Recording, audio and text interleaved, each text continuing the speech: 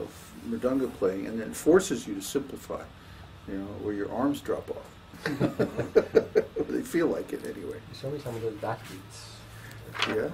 Well, I've been doing it every day for months. But I can't figure it out. Ibidi, ibidi, ibidi.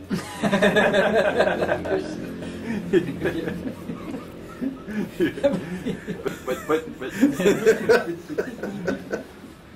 I mean, what can I say? Okay. The only way I did it was by hearing, you know. Nobody showed me any of that stuff. I just heard it. Oh well. Today we're going to start the second wave of the Nectar of Devotion, Bhakti-rasāmr, Sindhu, the ocean of immortal nectar of devotion. It's written by Śrīla Rūpa Gosvāmī, the great acharya of our lineage, after Lord Chaitanya. And now this second part is the science of, begins the science of rasa. So far we've been discussing Vaidhi Bhakti, or regulated devotional service, according to the rules and regulations of the scriptures. But now we're going to begin the study of Transcendental Mellow, or rasa. Bhaktisiddhanta Saraswati Thakur translated the word rasa as Transcendental Mellow. And in this case, mellow means a specific emotional taste. Look in my white pants that I put in the laundry.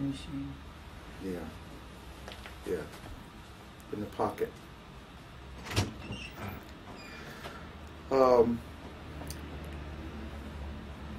So I'm going to start with chapter 20, which is a very short chapter. It's just 3 pages long, but it gives essential definitions for our future study. So remember, this is not the complete translation of Bhakti-rasāmr Sindhu. This is the summary study or condensed version by Śrīla Prabhupada for his Western students. He wanted to give them a handbook, like a manual, something that would guide their actual practice of Krishna consciousness. And he talks about this in his books. He says that the scriptures like Srimad Bhagavatam give the philosophy, the background, but the actual practices are guided by Śrīla Rūpa Gosvāmī in the Nectar of Devotion. So now this begins chapter 20, Transcendental Mellow. In this second division of Bhakti-rasāmr Sindhu, the author offers his respectful obeisances unto Sanatana. This Sanatana can be interpreted as either Sri Krishna himself or as Sanatana Gosvāmī, the elder brother and spiritual master of Rupa Gosvāmī. In the case where Sanatana is accepted to mean Sri Krishna, the obeisances are offered to Krishna because he is naturally so beautiful and because he is the killer of the demon Agha. If it is interpreted to mean Sanatana Gosvāmī, then it is because he is so greatly favored by Rupa Gosvāmī, being always served by him, and because he is the annihilator of all kinds of sinful activities. In this division of Bhakti-rasāmr Sindhu, the author wants to describe the general symptoms of the transcendental mellow, loving mood of discharging devotional service.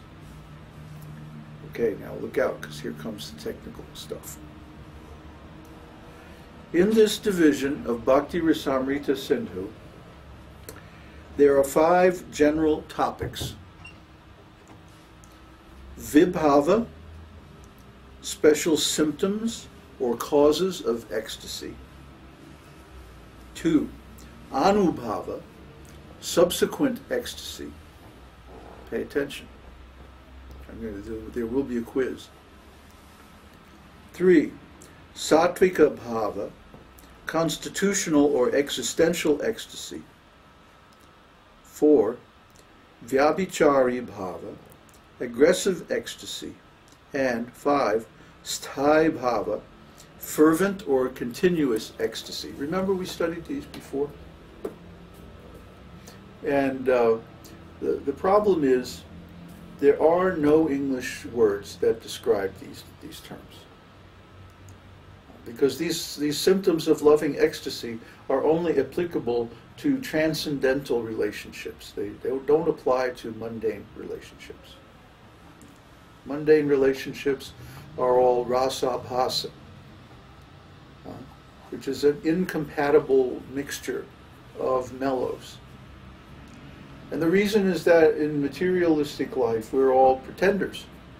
We're pretending to be enjoyers. We're pretending to be owners. We're pretending to be the doers and the knowers. But actually, all these roles belong only to Krishna.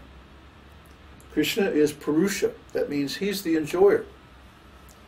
And we are Prakriti. Prakriti means the energy, the enjoyed. The passive, the female. See? Krishna is the Purusha because he's the source of everything. And we're Prakriti because we are emanated by him. You see? So how can we be the enjoyer if we are the energy of the supreme enjoyer? You see? It doesn't make sense. For us to try to imitate Sri Krishna and to try to enjoy independently of Krishna is completely wrong. It's actually impossible. And what happens when we do this is that we simply create karmic reactions and then we suffer. Isn't that right, Luciano? Yeah, Luciano knows. He's experienced.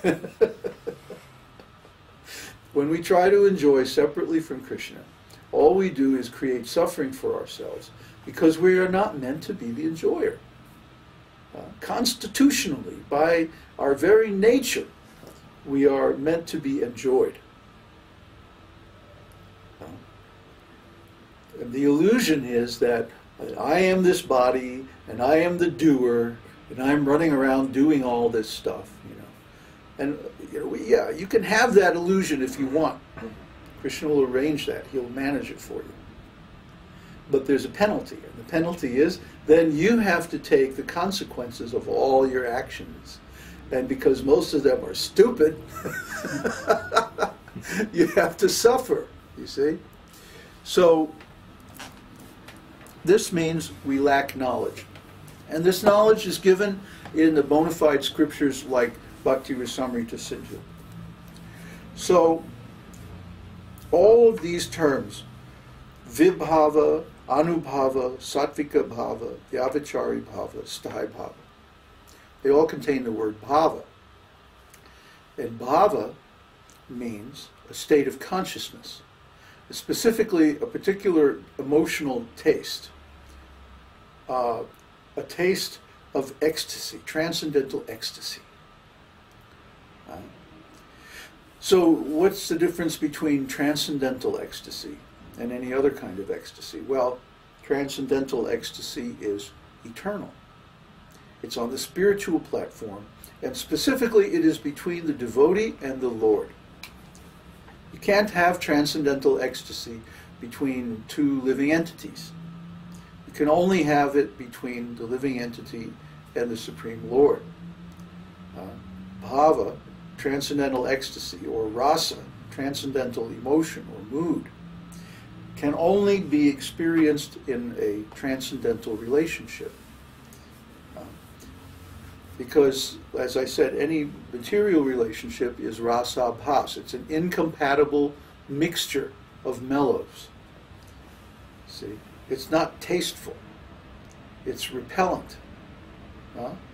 Just like there are good smells and there are bad smells. There are good tastes and there are bad tastes. Nobody likes the taste of, for example, straight lemon juice. Just take a lemon and bite into it. What happens? Everybody goes, ah! Why? It's so sour. Ugh. Nobody likes it. But if you take sugar candy and you eat that. Oh, yes, this is very nice. You can have concentrated sweetness. Everybody can relish that. But if it's too sour, or too hot, or too salty, or too dry, nobody can relish that. So, to be tasteful, something has to be harmonious. See? And if it's too sour, too hot, too salty, too dry, too anything, except maybe too sweet. Although I suppose there is such a thing as too sweet. But it has to be darn sweet, at least for me, to be too sweet. Then you can tolerate it. Not only tolerate it, it's considered very enjoyable. In India, they make these exquisite sweets, these little sweet balls, out of cheese. You take cheese, regular